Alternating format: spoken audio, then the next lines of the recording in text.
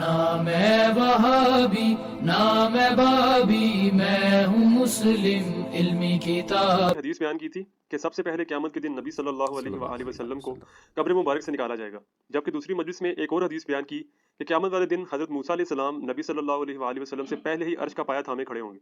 ان دونوں احادیث میں تطبیق کیسے کی جائے گی، پلیز وضاحت فرما دیں۔ یہ مشکل سوال ہے جی، میں نے ابھی تک تو کہیں پہ اس کا سلوشن نہیں دیکھا کہ اس کو کسی نے ایڈریس کیا ہو، کہ بخاری مسلم دونوں میں حدیث ہے، نبی علیہ السلام کے ایک صحابی تھے،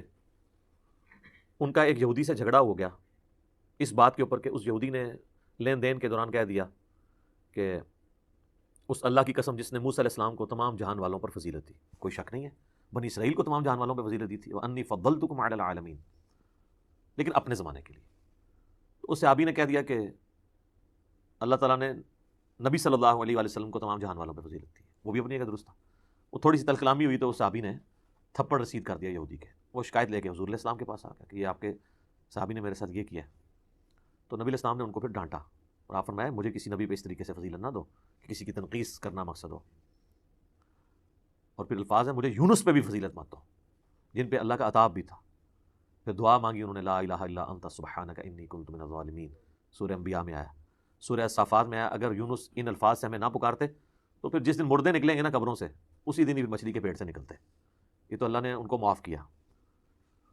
گناہ نہیں ہم کہیں گے لغزش کے اوپر یا اجتہادی خطا۔ تو پھر آپ نے السلام نے فرمایا کہ تم نے موسیٰ کے بارے میں بات کی ہے، تو موسیٰ علیہ السلام کی ایک جزوی فضیلت آپ نے بیان فرمائی۔ آپ نے فرمایا کہ قیامت والے دن جب مجھے اٹھایا جائے گا نا تو میں دیکھوں گا کہ موسیٰ علیہ السلام مجھ سے پہلے ہی اللہ کے عرش کا پایہ تھامے ہوئے کھڑے ہیں، مجھے نہیں پتا کہ ان پہ قیامت کی بے ہوشی طاری نہیں ہوئی، اس بے ہوشی کے سبب جو دنیا میں اللہ کی تجلی سے، جو سورہ الاعراف کی آیت نمبر 143 میں ہے، کوئی دور پہ پڑی تھی وہ بے ہوش ہو گئے تھے، یا ان کو مجھ سے پہلے اٹھایا گیا ہے۔ اب یہ بھی خود حدیث کوسچنیبل ہے کہ یہ ایکٹیویٹی کہاں کی ذکر ہو رہی ہے، کیونکہ اللہ کا عرش تو جو 7 آسمانوں کے اوپر ہے اور قبریں تو زمین کے اوپر ہیں، یہ نبی علیہ السلام کہاں پہ اٹھائے جا رہے ہیں، اور یہ کون سی بے ہوشی کا ذکر ہو رہا ہے؟ کیونکہ اس میں الفاظ یہ نہیں کہ قبر سے میں اٹھایا جاؤں گا۔ آپ فرمایا جب میں وہ قیامت کی وہ بے ہوشی سے، اب اس کا مطلب قیامت کی کوئی بے ہوشی اس طرح کی ہے۔ قرآن میں تو ہمیں 2 قسم کے سوروں کا ذکر ملتا ہے، جو سور پھونکا جائے گا، وہ جو ایک باجہ حضرت اسرافیل علیہ السلام پھونکیں گے، ایک جب سور پھونکا جائے گا تو سب کے سب لوگ بے ہوش ہو جائیں گے۔ سورہ زمر کے اینڈ پہ جا کے آتا ہے نا اس کا ذکر کہ جب سور پھونکا جائے گا، سورت نمبر ہے 39، اس کے بالکل اینڈ پہ 68 نمبر آیت ہے، وَنُفِخَ فِي الصُّورِ، جب سور میں پھونکا جائے گا، فَصَعِقَ مَن فِي السَّمَاوَاتِ وَمَن فِي الْأَرْضِ، ہر کوئی بے ہوش ہو جائے گا جو آسمانوں اور زمین میں ہے، إِلَّا مَن شَاءَ اللَّهُ، ہاں مگر جسے اللہ چاہے۔ اس پہ کہتے ہیں، بعض کہتے ہیں کہ فرشتے شاید اس سے آزاد ہوں، لیکن فرشتوں کو بھی تو الٹیمیٹلی موت آنی ہے۔ ثم نفخ فیہ اخری، اس کے بعد ایک اور سور پھونکا جائے گا، فاذا هم قیام ینظرون، تو سب کے سب لوگ کھڑے ہو کر ادھر ادھر دیکھنا شروع کر دیں گے۔ واشرقت الارض بنور ربها، اور زمین جگمگا اٹھے گی تیرے رب کے نور سے۔ ووضع الکتاب، اور نامہ اعمال کی کتابیں لا کے سامنے رکھ دی جائیں گی۔ وجیء بالنبیین والشہداء، اور بلا لیا جائے گا انبیاء کو بھی اور دعوت و تبلیغ کا کام کرنے والے لوگ جو شہادت علی الناس کرنے والے لوگ ہیں۔ وقضی بینہم بالحق وہم لا یظلمون، اور ان کے درمیان فیصلہ کر دیا جائے گا حق کے ساتھ اور ان پہ ظلم نہیں ہوگا۔ ووفیت کل نفس ما عملت، اور ہر جان کو پورا پورا بدلہ دیا جائے گا جو کچھ اس نے کیا ہوگا۔ وَهُوَ أَعْلَمُ بِمَا يَفْعَلُونَ، اور وہ بہتر جانتا ہے جو کچھ وہ دنیا میں اعمال کیا کرتے تھے۔ تو یہ جو سور کا ذکر ہے، تو وہ جو باجہ پھونکا جائے گا، ایک باجہ وہ ہے جس کے بعد اللہ تعالیٰ فرما رہا ہے کہ سب زمین و آسمان میں بے ہوش ہو جائیں گے سوائے ان کے کہ جن کو اللہ نہیں چاہے گا۔ اور اگر یہ اس نفقے کا ذکر ہو رہا ہے اور اس کے بعد اٹھائے جانے کا، تو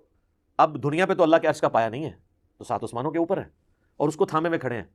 تو عین ممکن ہے یہ عالم ارواح کی بات ہو رہی ہو کہ وہاں پر، یعنی یہ جب سور پھونکا جائے گا نا، تو جو لوگ زمین کے اندر ہیں نا وہ بھی سارے بے ہوش ہو جائیں گے، اور جو اپنی قبروں میں عالم برزخ میں ہیں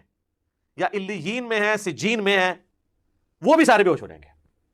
اور یہ مطلب زیادہ یعنی قرین قیاس لگتا ہے، کیونکہ اس نفخے کے بعد جو ہوش آ رہی ہے، اور نبی اسلام فرما رہے ہیں کہ میں موسیٰ کو دیکھوں گا کہ وہ اللہ کے عرش کا پایہ تھامے ہوئے کھڑے ہیں، تو ظاہر نبی اسلام تو زمین کی قبر سے نکل رہے ہیں اور وہ تو 7 آسمانوں کے اوپر ہیں۔ تو اب یہ ایک متشابہ چیزیں واللہ عالم۔ بال وہ جو دوسری حدیث ہے نا مسلم شریف کی کہ قیامت والے دن سب سے پہلے مجھے قبر سے نکالا جائے گا، سب سے پہلے میں شفاعت کروں گا، اور سب سے پہلے میری شفاعت قبول کی جائے گی، 3 الفاظ ہیں۔ اس حدیث کو اگر بنیاد مانے اور وہ والا مطلب لیا جائے تو پھر تو یہ حدیث منسوخ مانی جائے گی، ہو سکتا ہے اس وقت تک نبی علیہ السلام کو اللہ تعالیٰ نے نہ بتایا ہو کہ موسیٰ علیہ السلام پہلے ہوش میں آئے ہیں یا ان پہ وہ بے ہوشی طاری نہیں ہوئی، تو پھر دوسرا معنی ٹھیک ہے کہ حضرت موسیٰ علیہ السلام پہ وہ بے ہوشی طاری نہیں ہوئی، عالم ارواح میں بھی ہوش میں پہلے نبی علیہ السلام کو ہی لایا گیا، کیونکہ آپ نے فرمایا تھا مجھے نہیں پتا کہ وہ مجھ سے پہلے اٹھائے گئے ہیں بے ہوشی سے یا ان پہ بے ہوشی آئی نہیں ہے۔ عالم ارواح میں تو زندہ ہے نا، صحیح مسلم میں حدیث نہیں، نبی علیہ السلام نے موسیٰ علیہ السلام کو قبر میں نماز پڑھتے ہوئے دیکھا، اس دنیا کی نماز نہیں، وہ ایک ڈیفرنٹ چیز ہے، وہ فریم آف ریفرنس ڈیفرنٹ ہے۔ تو پھر دوسری بات بعد میں اللہ نے بتا دی ہوگی کہ موسیٰ علیہ السلام پہ بے ہوشی ہی نہیں طاری ہوئی، اور یہ والی حدیث تطبیق اس طرح بنے گی، یہ حدیث بالکل ٹھیک ہے کہ سب سے پہلے حضور کو ہی اٹھایا جائے گا۔ اس حدیث میں یہ پورشن منسوخ تصور کیا جائے گا، حضور نے فرمایا مجھے نہیں پتا کہ وہ مجھ سے پہلے اٹھائے گئے یا ان پہ بے ہوشی نہیں طاری ہوئی، تو جب دوسری حدیث بیان کر دی اللہ نے بتا دیا ہوگا کہ بھی آپ کو ہی پہلے اٹھایا جائے گا، ان پہ بے ہوشی نہیں طاری ہوئی، تو یہ تطبیق اس کی بنے گی۔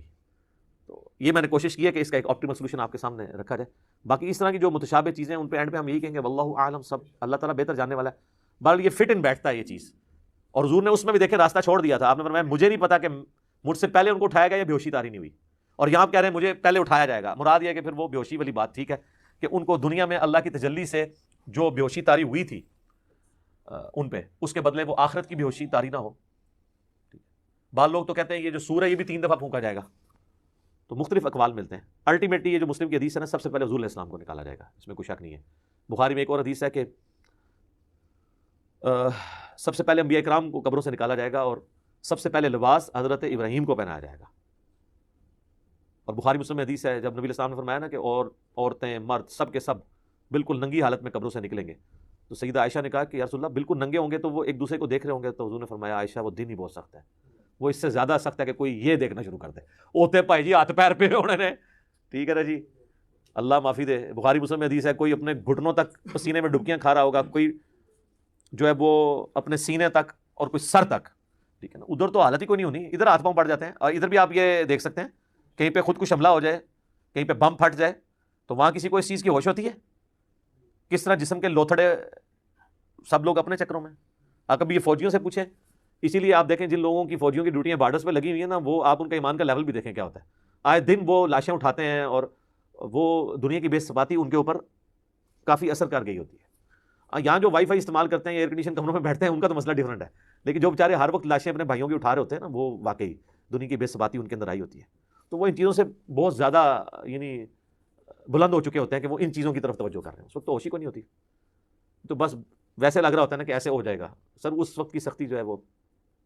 اللہم حاسبنی حسابا یسیرا اللہم اجرنا من النار اللہم انی اعوذ بک من عذاب جہنم، آمین۔ ٹھیک ہوگا جی، اللہ تعالیٰ سے دعا ہے جو حق بات میں نے کہی اللہ تعالیٰ ہمارے دلوں میں راسخ فرمائے،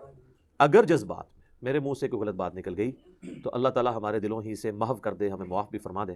ہمیں کتاب و سنت کی تعلیمات پر عمل کر کے دوسرے بھائیوں تک پہنچانے کی توفیق عطا فرمائے۔ سبحانک اللہم و بحمدک، اشہد ان لا الہ الا انت، استغفرک و اتوب الیک، وما علینا الا البلاغ المبین، جزاکم اللہ خیرا۔ نہ میں وہابی نہ میں بابی، میں ہوں مسلم علمی کتاب